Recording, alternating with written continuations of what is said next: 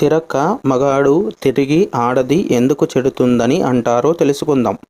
పూర్వకాలంలో ఇంత విజ్ఞానం గురించి తెలిసేది కాదు. కొడుకును దేశ సంచారం చేయించి లోకం పోకడ, మోసం, న్యాయం, ధర్మం, తెలివి, లౌక్యము వంట పట్టించుకొని రమ్మనేవారు. అలా దేశ సంచారం చేసి వచ్చిన వారికి వివాహం జరిపించి బాధ్యతలను ధైర్యంగా అప్పచెప్పేవారు. అదే స్త్రీ తిరిగితే ప్రథమంగా జరిగేది గర్భవతి కావడం.